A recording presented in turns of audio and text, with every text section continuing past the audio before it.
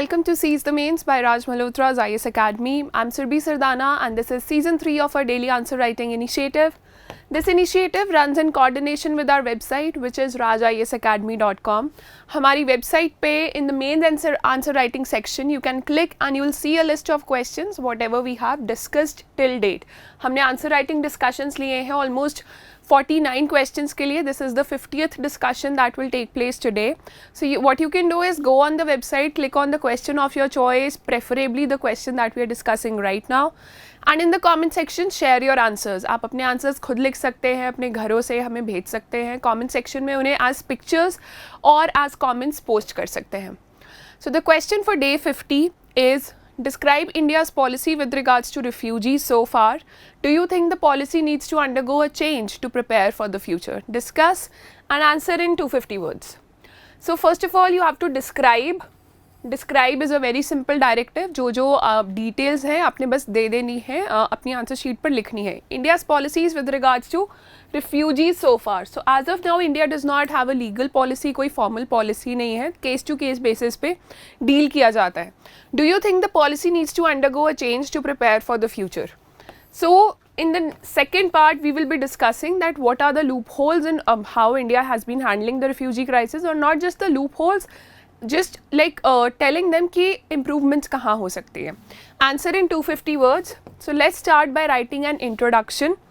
In the introduction you can talk about refugee crisis or refugee crisis with respect to India. India ने time to time refugees की problem को कैसे handle किया है. So this is the way that you can begin with. Your introduction should not be more than 4 to 5 lines, not more than that, and that will include your linkage point also. तो आप उससे ज़्यादा बाहर मत जाइए, even if it is a 250 words answer. So historically, India has witnessed an inflow of refugees from many neighboring countries. Taking care of refugees is the core component of human rights paradigm. So in these 2 lines, you're just telling about the situation that yes, refugee problem has been a problem for India, and secondly you're telling that it is a part of human rights paradigm कि ये जो issue नहीं है, सिर्फ एक issue या problem नहीं है, human rights secure करने का भी एक बहुत बड़ा तरीका है और human rights secure इसके through किए जाते हैं. India has a moral tradition for assimilating foreign people and culture. Now in the next 2 lines we'll talk about India's way. India का जो ancient culture है वहाँ से भी we have got a lot of lessons that India has assimilated people from all kinds of cultures, and Indian history is replete with instances of accepting refugees from the neighborhood in South Asia. Mostly जो refugees होते हैं आपके neighboring countries से ही आएंगे. Otherwise, you know, if they are coming in a planned way for studies or for economic needs, they are termed as migrants. Migrants बोला जाता है उन्हें. If they are refugees, then they are coming out of some कोई economic burden उन्हें force कर सकता है, ethnic conflicts उन्हें force कर सकते हैं. That's why they are known as refugees. So India has taken care of refugees from the neighboring countries of South Asia, highlighting a stellar record on the issue of refugee protection. So even without formal commitments, we'll see what are these formal commitments. India has a long tradition of addressing concerns in a humane manner about those whose lives are endangered. So this basically ये जो last line है ये आपकी पिछले paragraph को और weight provide करती है, because in the starting we talked about generally what is the problem and India has been facing this. Secondly, in the next 2 lines we talked about India's tradition and India's response to refugees. Now we are validating with some examples. You can give the example of Tibetan Buddhists and Sri Lankan Tamils. They are some of the examples where India, even without formal commitments, has addressed their concerns in a humane manner, given them shelter, given them, you know, informal employment and things like that. In the linkage point, now since you have to talk about the refugee policy of India, use a linkage point, एक line use कीजिए and say that, you know, the refugee policy of India can be explained in the following points. See, point format जो होता है आपके answer को थोड़ा सा objectivity देता है. When you write in a point format whether the entire answer or a part of your answer, the examiner gets to know that you are sure about the topic, आपका concept clear है, and you can, you know, you have an objective approach towards everything. So wherever you can use points, this is the best approach to take.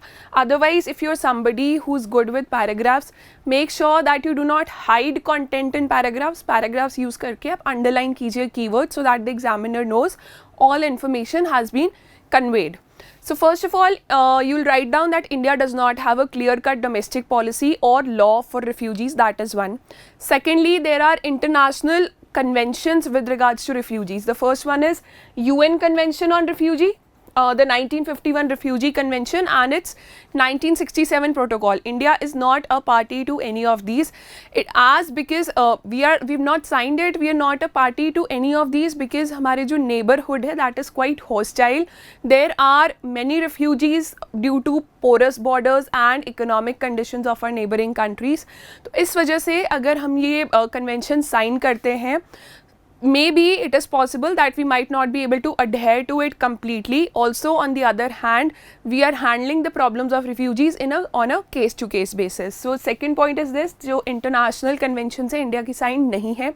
The third one is whenever there are any foreigners, all foreigners, whether they are legal, they are coming through, you know, legal means or illegally, they are just, you know, taking refuge in India by the use of porous borders or the coastal areas, migrants or refugees, they fall under first of all your Passports Acts of 1967 and the second is Foreigners Act of 1946. Now details are not required by you, details पता होनी ज़रूरी नहीं है, but when you are preparing for mains, there are some topics which will need your attention, especially the topics which are, you know, perpetually there in the news. Refugee issue comes in the news at least twice a year or thrice a year in India or on the international level. So you should be aware of these two acts, at least their names, कि कौन से ऐसे acts हैं जो कि refugees को deal करते हैं. So all foreigners, whether legal or illegal, they fall under the Passports Act of 1967 and the Foreigners Act of 1946. So the acts define a non-Indian national as a foreigner independent of his or her legal status. This reiterates the above statements. Now talking about recognition part is done. We've told that there is no policy. Fourth part is about protection. If we have some refugees in India, what is the protection that they get? First of all, there are no specific laws for the protection of refugees, but the Constitution of India under the part of fundamental rights कुछ ऐसे rights हैं जो सिर्फ citizens को ही नहीं, कुछ ऐसे rights हैं fundamental rights में जो कि foreigners को या all citizens of the world को available हैं. They are available to non-citizens also. So what are these rights? The first one is right to equality under Article 14. The second one is right to life and liberty under Article 21. So these are the rights which are naturally available to all the non-citizens or citizens of the country. To non-citizens also these rights are available. So they are protected under these rights कि ये rights तो उनसे नहीं लिए जा सकते, कोई भी उनके साथ ऐसा act नहीं किया जा सकता जो उनके ये दो rights को infringe करे. Also India is obliged to adhere to customary international laws principle of non-refoulement. Of refoulement basically, refoulement is a principle that if a person is crossing some national borders, if somebody is crossing Indian borders, whether legally illegally for example, then you cannot send that person back if there is threat to his life, his or her life, or you know, if that will force him to commit some suicidal activities or things like that. So which say that there can be no forceful repatriation. The Article 3 of the Torture Convention, this is a legal convention, Torture Convention, India is a signatory to this.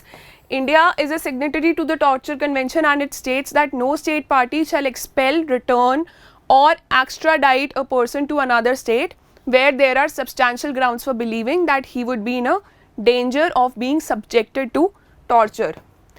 Whether, you know, torture would be there or there would be threat to his life, so India cannot send back those refugees or extradite them.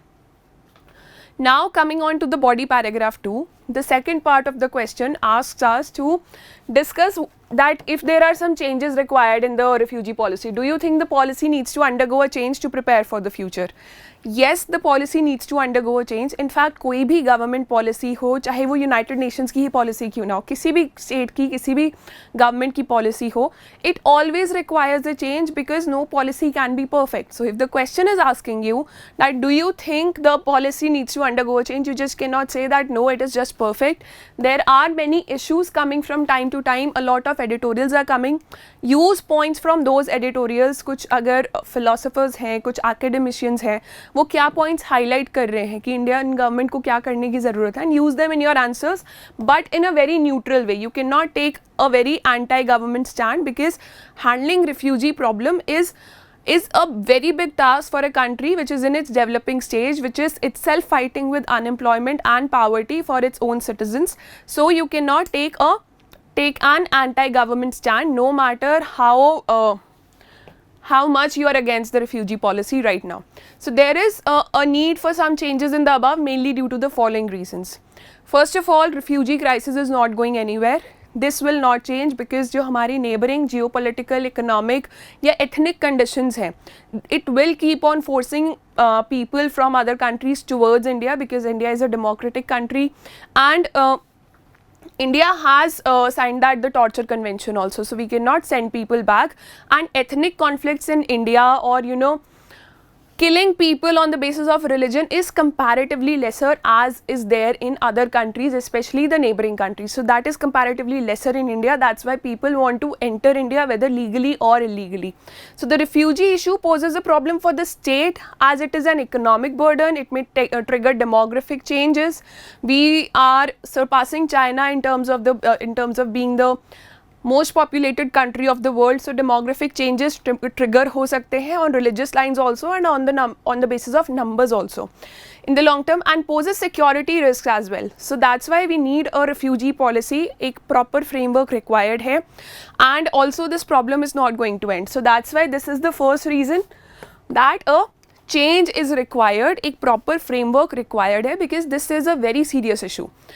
Hence, there is an urgent need today to critically address the issue of refugee protection in India and put in place appropriate legal and institutional measures. So, you've justified your case that why a proper legal procedure or institutional policy or framework is required.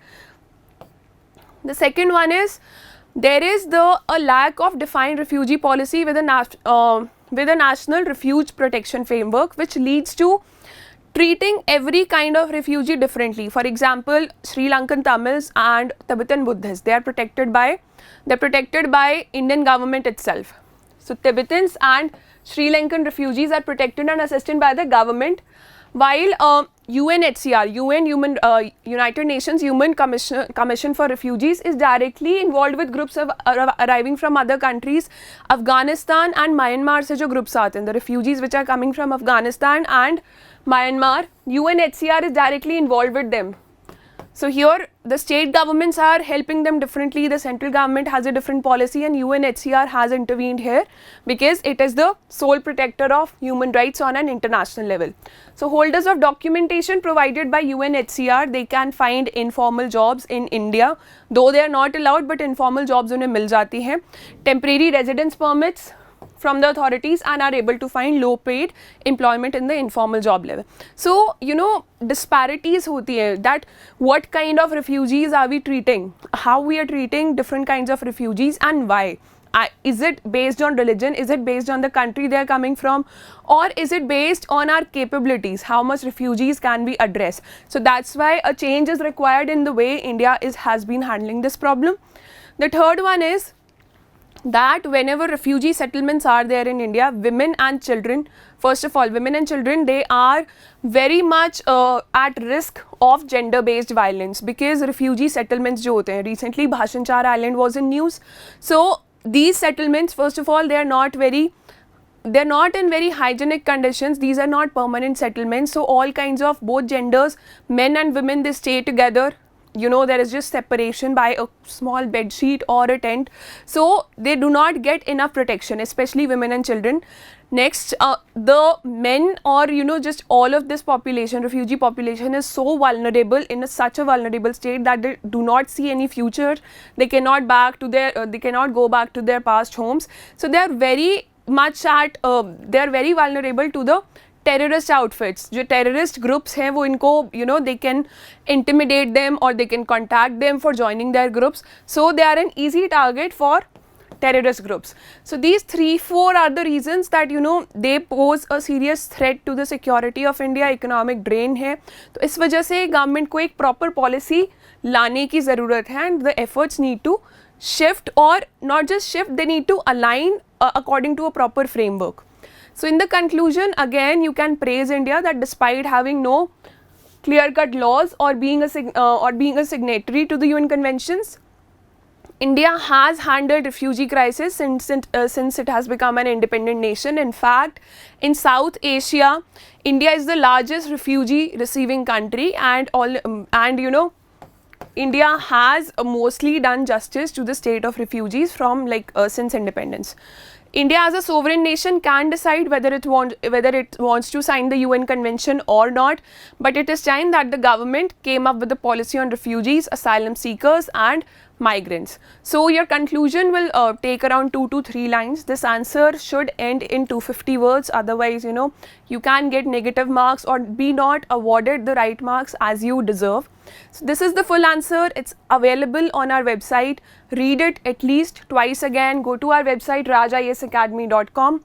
The link is present in the description of this video. Click on it. It will take you directly to this daily mains answer writing challenge page.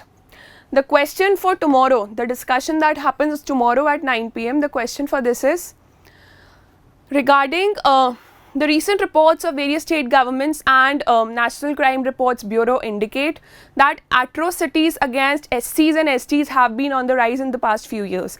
Recently, Tamil Nadu में एक RTI file की गई थी, and there it was realized, the data showed that atrocities against SCs and STs have increased in the past few years. Also, NCRB data of 2020 and data from RTIs filed in UP, they indicate the same. So first of all, you should know is that discuss the safeguards available to SCs and STs in India. You should know the safeguards that are available. Secondly, what are the reasons for the current state of situations? Why are the crimes rising against these communities, particularly these communities? So a very simple question if you are into preparation. If you're not into preparation, you can click on the weekly current affairs for polity and governance, which the discussion that took place at 2:30 PM on our YouTube channel today. Trishti ma'am has discussed this issue in detail, so you can refer to that, and tomorrow I'll come up with a discussion on the same issue and we'll see that how we can address this question. I'll see you tomorrow at 9 PM. Till then, keep working hard and all the best.